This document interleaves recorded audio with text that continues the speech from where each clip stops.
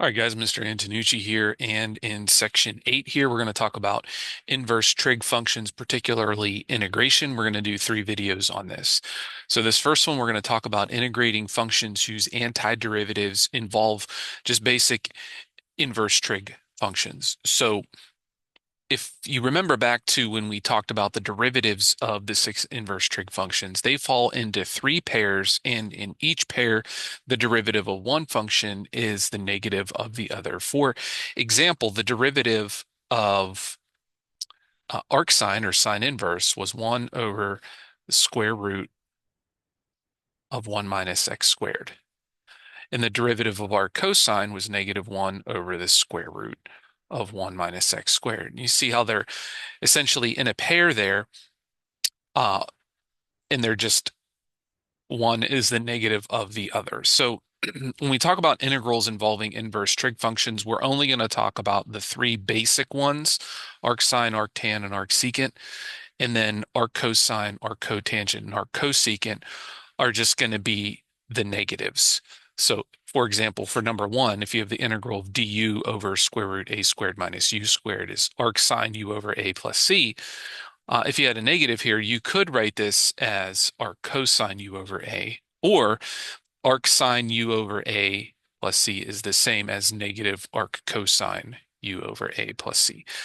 So you don't have to know all 6 of them, just remember these 3. So let's look at a couple examples here. This first one's pretty straightforward. In this case, if we look at the form that we have for arcsine up here, we have to identify what the a is. The a would be 2, and the u would be x, because you have to think of the 4 as something squared. So 2 squared gives us 4. So we can think of this as, well, let's get this here. The du is going to line up perfectly with dx. So this would be the integral of du over square root of 2 squared minus u squared, which is arcsine u over 2 plus c, back substituting, and you get arcsine x over 2 plus c. You didn't really need to do all of this u substitution for this one. I was just kind of showing you how that all works in this situation here. Okay, the next one, you have 2 plus 9x squared.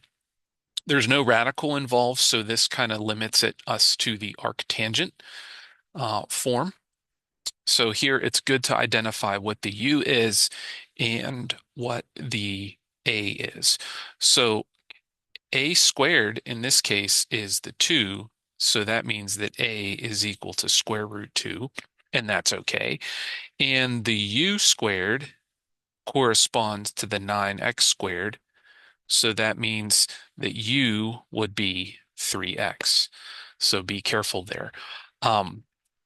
So then du would be 3dx, and we would rewrite that as 1/3 du equals dx. So our integral we could rewrite as 1/3 times the integral of du over square root of 2 squared plus 3x squared. So this would be, remember the form for arctan is 1 over a, so 1/3 times 1 over a would give us 1 over square root 2, so you'd have square root 2 there. Arctan, and then it would be u over a, and our u is 3x over root 2. And then we can squeeze our plus c in there. Okay. All right, moving on. We have a third one here, and you probably guessed it's going to be arcsecant. So for this one, the u is equal to 3, because you have the 9, so that'd be 3 squared, or excuse me, the a. And then the u would be 2x because 2x quantity squared gives us 4x.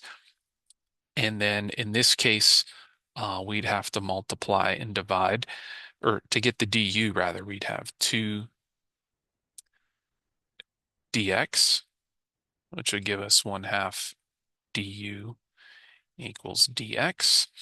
So this integral becomes integral of du over 2x square root of use 2x squared minus 3 squared. Okay. And then if the u is 2x, we can go straight to the answer here. So you would have 1 over a arcsecant absolute value of u over a plus c. All right. So these ones are kind of fairly straightforward compared to how complicated some of these can be, but often integration formulas for inverse trig functions are going to be disguised in a couple of ways. So let's look at a couple examples here. So if we want to find the integral here, let me make this a little bit bigger so we can see it. It might not be readily apparent that this is an inverse trig situation. However, if you let u equal e to the x, then du is equal to e to the x dx. And if you divide by e to the x, you have du over e to the x equals dx. Now you have to be careful here because this only works in this like particular kind of situation.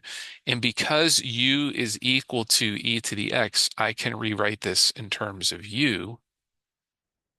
So dx is equal to du over u.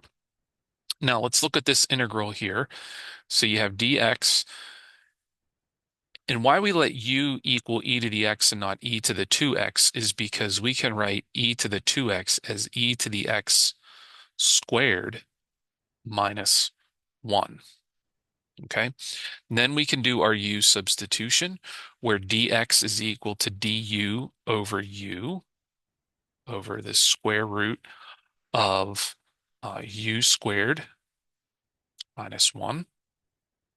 And then this is equal to the du over u, you can rewrite as du over u square root u squared minus 1. All right, and that's going to be equal to arcsecant absolute value of u over 1 plus c, according to the arcsecant rule, which if we back substitute, you'd have arcsecant of e to the x plus c. Now you don't need to write the over 1 right here like you have in the formula. If we look back up at the formulas here, you have 1 over a arcsecant u over a. Well, in our example that we just did, the value of a was just 1. So we don't need to like rewrite 1 over 1 or e to the x over 1 in this case. So also the absolute value sign, you might be wondering where I put that. Well, e to the x is never negative, so it's redundant to put the absolute value sign since e to the x is always positive.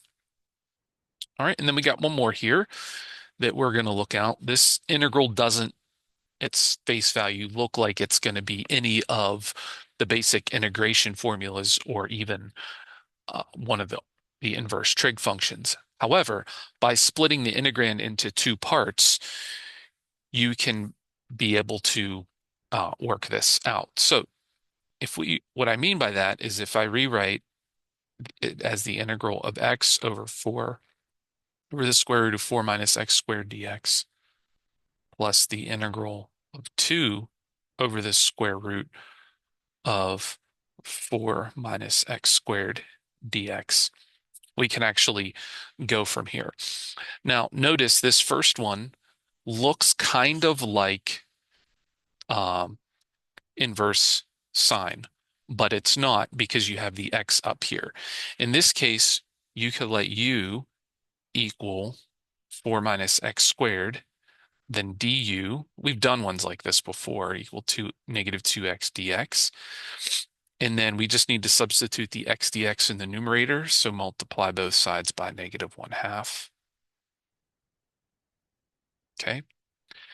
And then this is going to be the integral of, so negative 1/2 du over square root u, which I can rewrite as negative 1/2 integral u to the negative 1/2. Remember, square root is 1/2 exponent, and then I bring it to the numerator, becomes negative 1/2. So the antiderivative is going to be add 1 to the exponent, 1/2, multiply by the reciprocal, the exponent, which would be 2, which is going to cancel with the negative 1/2, just giving us negative 1. And so you'd have negative square root of 4 minus x squared. And then plus over here, now we have the other integral that we can do. If I factor that 2 out, it'd be 1 over 2 squared minus x squared dx. All right. So in this case, the u is x and the a is 2. And this is, oh, forgot the square root symbol. This is arcsine. So we would have plus 2 arcsine x over 2 plus c. And then we can write our final answer right here, 2 arcsine x over 2 plus c. All right, and that's our final answer for that whole problem. All right, guys, that's it for this one. In the next one, we're going to talk about how to incorporate completing the square. All right, take care.